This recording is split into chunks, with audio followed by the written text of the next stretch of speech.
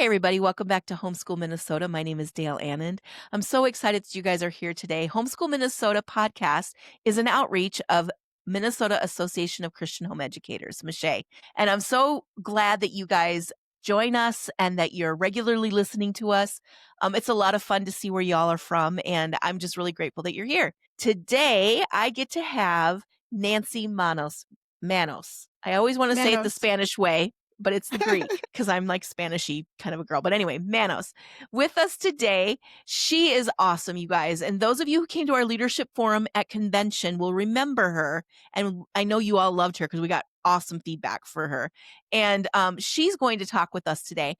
Nancy was a leader in the Arizona Homeschool State Org, and now she's a leader with the National Alliance of Christian Home Education Leadership. And Nancy just pours her heart out, you guys. She pours her heart out to homeschool families. And it's just her calling and her passion.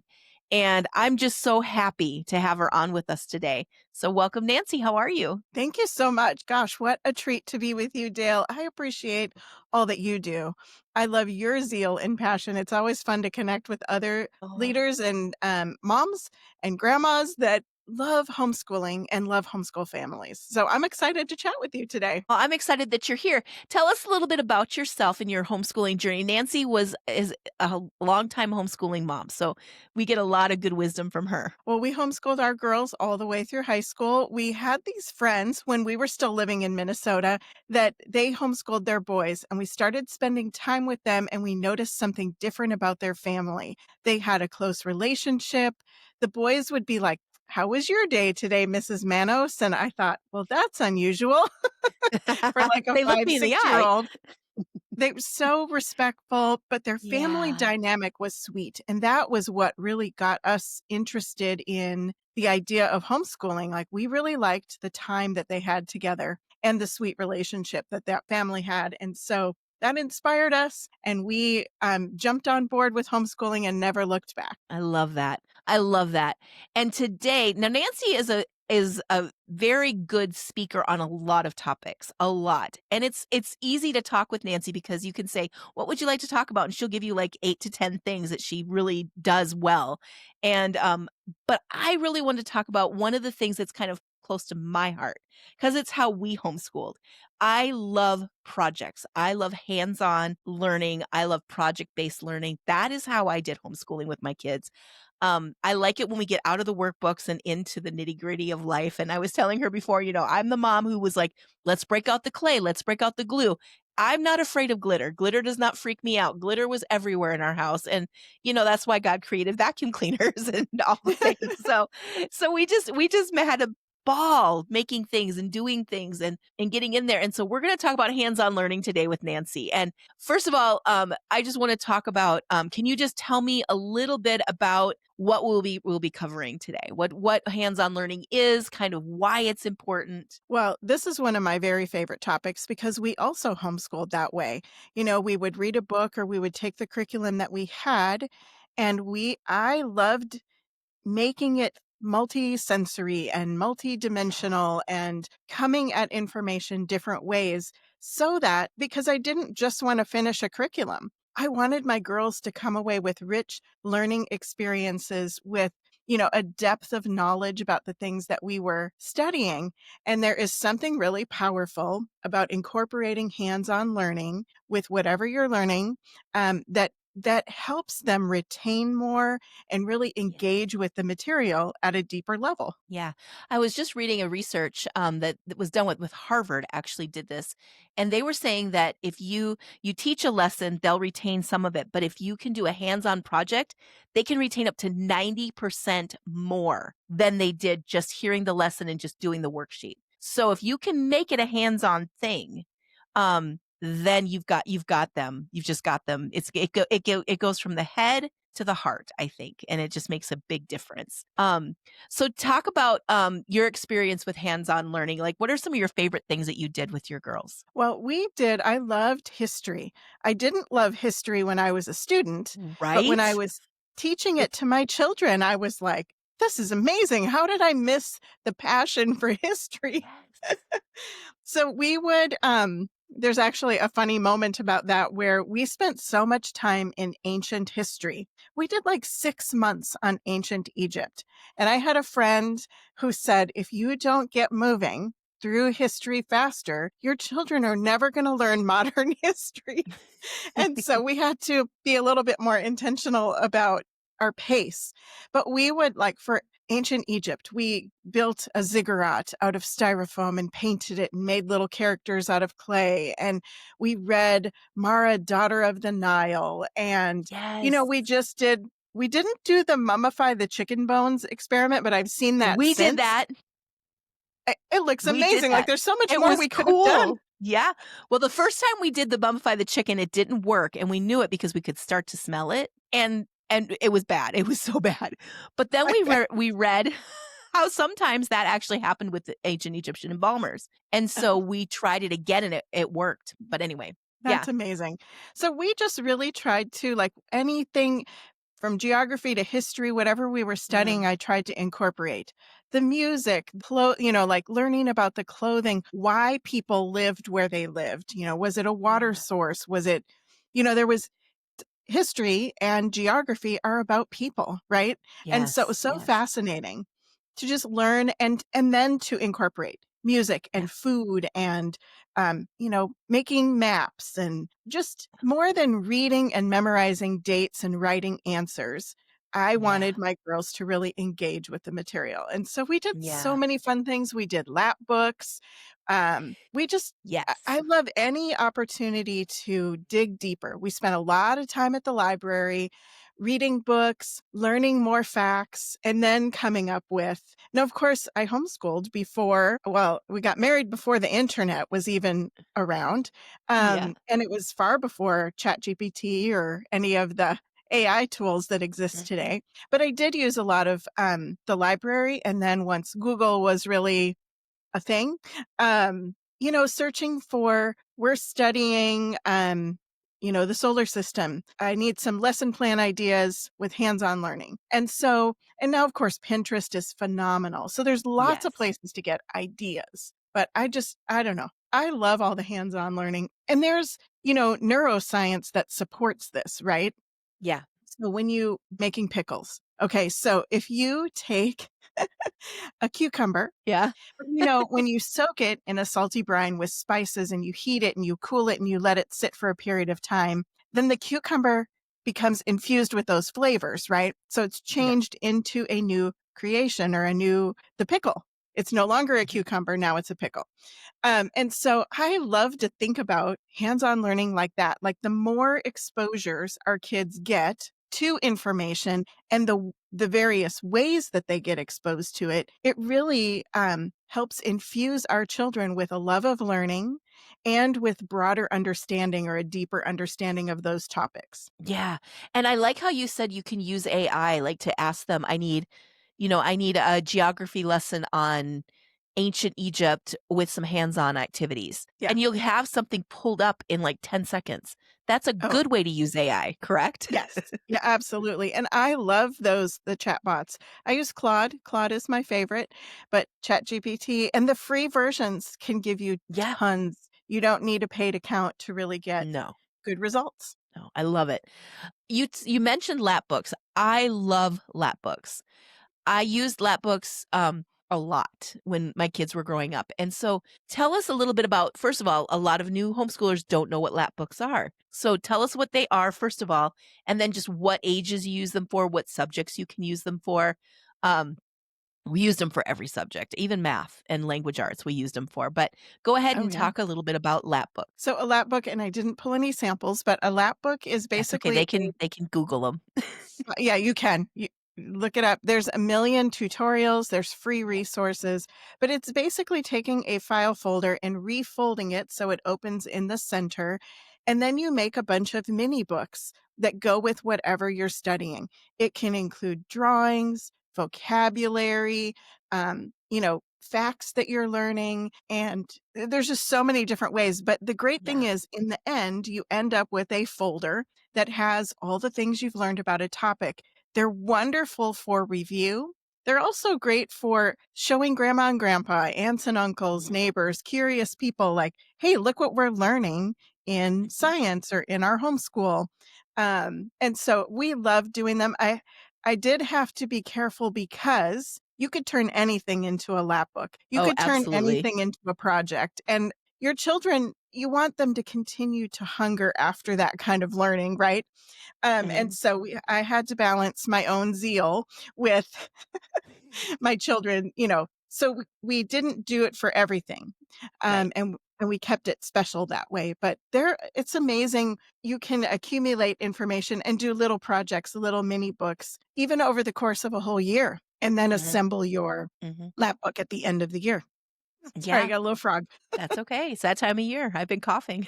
So, I think the thing that I loved about lap books is that it was something like the kids were proud of at the end, that they could go Yes. back to and they wanted to look at it. And if you're in a state like Minnesota where you have to keep good records, that's like part of the law in our state is that we have to maintain good records. A lap book is a really easy and compact way to show what you did for history that year or what you did for science that year or Yep. that semester. I mean, you can't really do a full year of science in one lap. I mean, maybe you could. I know I couldn't have, but even if you just do part of it, it's just a really good way to show um Oh, yeah. Yeah, it's amazing. just We did a progress. 12-week human body co-op with 3 other families, and it was just 12 weeks, once a week, we did a different Yeah. system of the human body, and, with lap books, you can add all these extra flaps of, Yep.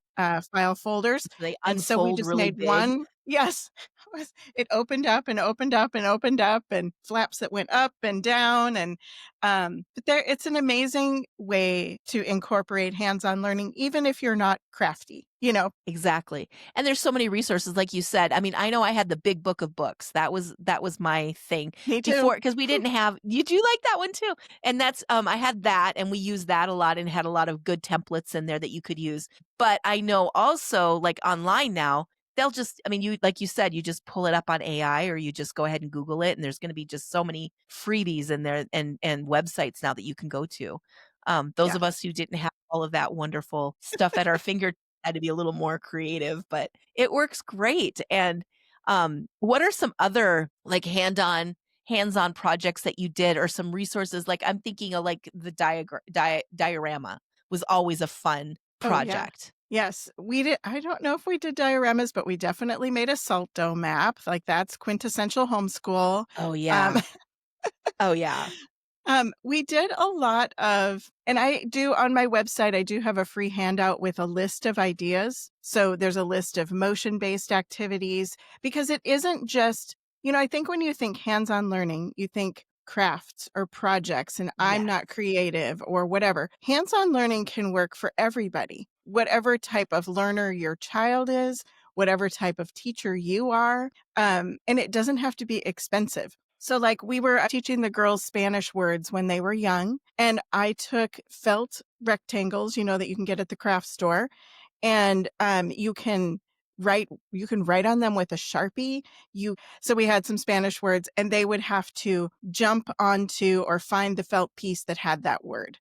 And so you can kind of spread them around the floor. You can use ping pong balls with Velcro strips on them and have them throw onto the whatever the felt shape is that has the answer. You could write the books of the Bible on felt. And it doesn't have to be felt, but that's a really fun one. Yeah. There's a million ways to do spelling words that isn't just spelling out your words. You can have a tray of sand and trace the words or write the word in the sand or Mm. salt or Yeah. rice. So many affordable things you already have on hand. Um, One thing that we loved doing was I would have my girls create a word puzzle using vocabulary that they had learned for something, whether it was science or geography or whatever we were studying. And they would make a crossword puzzle or a word find or scrambled words. And then when James got home from work, he would solve the puzzle, so they were creating it for dad to do, which was extra fun. Yeah, that's so good. I love that. I think that the thing, Nancy, talk about like what like hands-on learning when it comes to multi-generational homeschooling. Like when you've got a toddler or a preschooler, a middle schooler, and a junior high. How does that why is that such a really good way to homeschool your kids? Yeah. Well, it's a sanity saver. So we Yeah. homeschooled. Now, my girls were only 20 months apart. So I don't have the experience of lots of children or a big age range, but I know families that have children of multiple ages. And I Mhm. always encourage parents, as much as possible, teach the subjects that you can together: Bible, art. I mean, even things like science, history, Yep. geography, because, you're going to have an individual level of math and grammar and spelling, things like Mhm. that, reading comprehension. But you can tailor, say you're studying, I don't know, plants. Mhm. You can tailor the reading assignment, the writing assignment, the activities to each individual level, but then you're only planning one lesson. And even more important than that, you're all studying together, Mhm. so you're growing the bean seeds and you're whatever.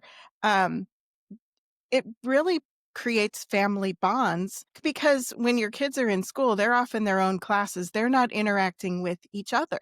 And Mhm. so, what a treat to get our family learning around a topic together. And then you Mhm. just customize whatever the assignments are to their ability and age, age appropriateness. Yeah. I often think about how education in our country had been for 2 centuries before we parsed everybody off into their age groups and their little Right. classrooms. For well, not just 2 centuries, more than that, before the United States was even a country, there was the one-room schoolhouse, and so many, children from generation to generation to generation learned in one room with one teacher who often was, like, 16, 17 years old, and, Yeah. would go in and there'd be a room of, like, 20 or 30 kids, all from different ages, all different abilities, and that's how they taught. They taught the one subject as much as possible, and they divided them into groups based on reading and math and those other things, but, like, science was done together, history was done together, government, civics, all of it was done together as much as possible. Otherwise, how would that poor teacher have done it, you know? Oh, yeah. And, and the ab and what that did, and then I love the idea with a hands-on learning is that you can actually take the lesson and you can modify it for each ability. It Yeah. works really well also with special needs kids, kids with who have,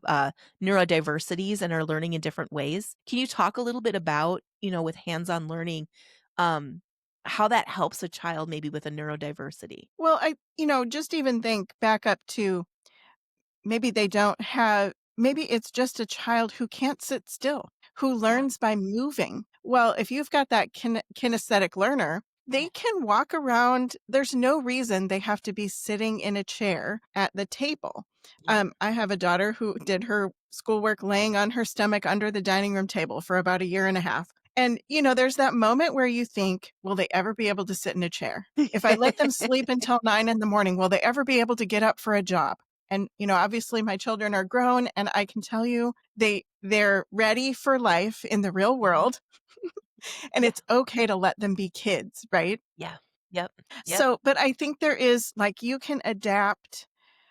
Even with my girls, they did not like in the early years, we started with a traditional textbook style curriculum, and the reading the assignment and writing the answers was drudgery and Mhm, misery for them. And so I let them answer the questions orally. And I will tell you, we had such robust conversation around what they were learning, and then I could ask more questions, and because it was a conversation, I felt like they were learning more than if they had just read and written the answer. And so wherever your child is, you can find adaptations even to your, standard curriculum that will make it more engaging. Does your child need to get up and maybe they're bouncing a ball while they spell their spelling words, or they're yeah. marching around the kitchen table, or you need to take a break, everybody go run around outside for 10 minutes, Mhm, or you do a nature walk, or you spend time, let's take our school books outside and sit on a blanket in the yard because it's so gorgeous today. Or mhm, maybe it isn't even the school books. Maybe it's you're building a garden or you're helping cook or you're working with dad, or you're building something, they're learning vocabulary, they're learning, sequential learning, how to follow instructions, why this piece needs to go before this piece, and you don't dump in all the salt at once when you're baking this recipe or whatever. Yeah. So there's something to real world learning, and then you can incorporate their studies as well. Yeah. I love that. I love that. So, just as a wrap up, Nancy, to the mom who's listening and goes, "Oh, I want to do that. I really, really want to do that. I don't know where to begin." Where's a good place to just go put one foot in front of the other, just do one thing? Where would you recommend that they just start? I would start with board games. You can take Yes. Pictionary, we did like preposition bingo. You can take a board game and adapt it like we would pull through Pictionary, or there was a trivia game that we pulled. So if we were studying the food pyramid or whatever, Mhm. we would pull all the questions that we could use or make up our own that had to do with food. You could do categories, or even honestly just taking time to play a board game. There is strategy, there's usually math, there's all sorts of things that they're learning while your family is having fun. So I would Yeah. say look at making learning fun, because what they enjoy, first of all, you're going to enjoy it and they're going to enjoy it. They're going Mhm. to remember more. Mhm. And it won't be such a fight to get everybody, okay, it's time to start school. If they have Yes. things to look forward to. So I would say, start Mhm. I love board games. Um, Yeah. just as a way to enhance your life overall. We still love playing board games. But then, Mm. like I said, I have a free handout with a ton of ideas. You can just sign up to get that free handout. You can search, Pinterest or Google or ChatGPT, and look for maybe okay, we're studying, I don't know, pick a topic. The solar system is coming up in our next semester. And so I want to add some hands-on things. Just ask ChatGPT or Google or one of those. And you don't have to do them all. So don't Yeah. kill yourself or your children. It isn't that you have to do hands-on learning every single day for every single subject, No. because that will kill everybody probably. Unless that excites you, then you'll want Yeah. to do that. But Yeah. if you feel overwhelmed at the thought, I would say pick one thing. We're studying this coming up. How could I make this hands-on learning? Um, or how could I incorporate hands-on learning with this? And you'll find it inspires you to do more. I love that. I love that. It's just so simple, to just start with a board game and just work your way from there. You'll get inspired because 'cause you'll start to see your kids light up, and then you'll be like, "Oh, what can I do to make them excited about government?" Right. Or whatever, and you start to come up with ideas, and then before you know it, you're just all enjoying it so much. So, I'm so excited. Thank you so much, Nancy, for being on today and for talking with us and encouraging us and inspiring us. Nancy's website will be linked in the description of this podcast, so you can find the resources that she's talking about there. Don't hesitate to use AI, guys. We're gonna have Nancy on. We did have oh wow, now I can't. Andrew Pudwa come on and talk about AI and just some things to think about and what's good about it, what you need to be cautious about. But I want to have Nancy on again, probably next semester, to talk about AI and how it can be really used in a good way to help you with your homeschooling. So she's got a million ideas and she's really good at navigating the AI thing. She's taught me a few things, so it's been great. But thank you so much, Nancy, for coming on. I really do appreciate you. Thanks for having me. I'm praying blessings on the families that are homeschooling their children and grandchildren, that they would just find joy each day and enjoy Amen. this adventure of home education. Amen. Amen. I agree. Thank you so much. And thank you to my listeners. Don't forget to come back every Monday and Thursday. We have new episodes. We're just happy to have you guys. If you have any questions, you know how to reach me. Everything is in the description of the podcast. We'll talk to you guys later. Bye bye.